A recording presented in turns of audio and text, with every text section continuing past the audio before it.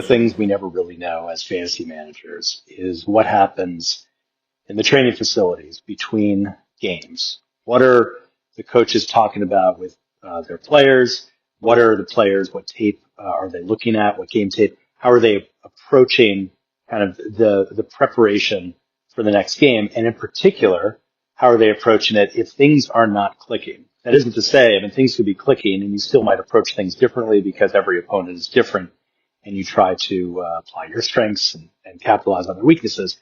But essentially, if you are not doing as well as a player or as a team, there is a sense of more urgency to try to fix that, especially if you were trying to reach the playoffs. The Ravens playing on Thursday are in that mindset, I would think. I would think they're in the mindset of whatever was working for us leading up to the last few weeks is not working right now. And the fact that they barely got past the Jets at home when the Jets' top receivers were essentially number 4 or number 5 receivers on the teams that they left.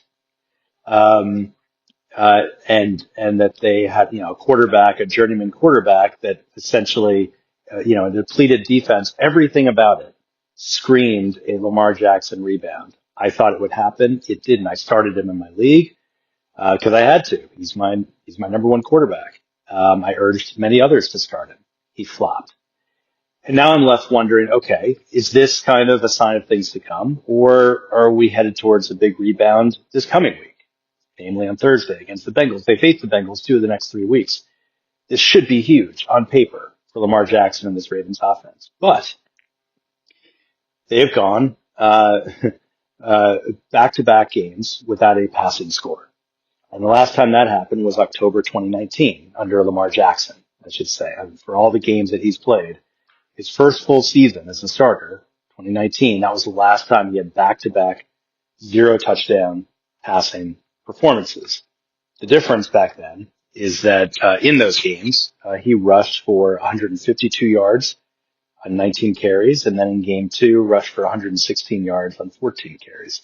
So even with those zeros in the passing box score, he was getting the job done as a rusher. And in fact, that first performance was his all-time high up to that point. And since then, it's still the all-time high. So this is not the Lamar Jackson we're getting now. He was hurt earlier this season. He's been hurt. I think it's 3 of the last 5 seasons, had serious injuries. He's going on 29 years old in a couple months. We may never see the 800 rushing yards Lamar Jackson ever again. Realistically, if I were to bet on it, I would say no at this point. Next year will be his age 30 season. And now you're looking at what happens, as I've talked about many times, what happens to dual threat quarterbacks. And around ages 31 to 32, on average, dual threat quarterbacks go through a massive regression that in general they don't recover from. There are a couple exceptions. They are very rare. Lamar Jackson is playing well below that regression. And he was doing amazingly well going into the last 3 weeks. Up until 3 weeks ago, he was on something like a 55 touchdown pass or 55 touchdowns and 5 interceptions streak. And I even talked about it on the podcast that this was probably the greatest streak ever in terms of passing numbers by a quarterback. And I looked at Tom Brady at what I thought was his best streak, and it was not anywhere really. I mean, it was close, but not really to what Lamar Jackson had done. I looked at Patrick Mahomes. His best streak wasn't statistically close to Lamar Jackson's. What Jackson had done was insane. And then to see these last 3 weeks, and by the way, he capped it off with a 4 touchdown performance in his first game back against Miami. You might say, well, Miami was a flailing team at that point. Yeah, and the Jets were too.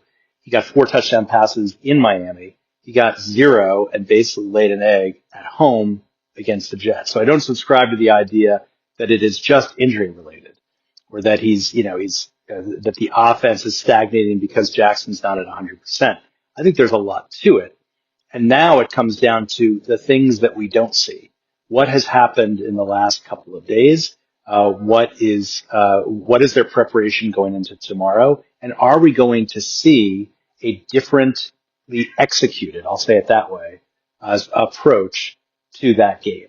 Because if they keep doing things the same way, they might beat the Bengals. But they're 6-5. They have a good shot at the postseason, but they need to win most of their remaining games in all likelihood to do it. And if they play like they did against the Jets, it's not going to happen.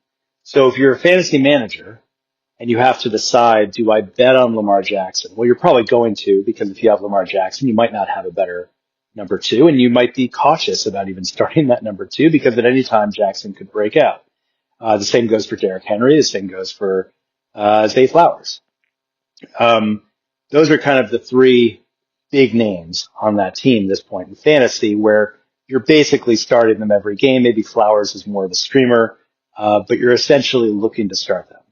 I would say that this game is the most important game for the rest of the season in terms of understanding whether Lamar Jackson can be a dominant QB in the fantasy playoffs.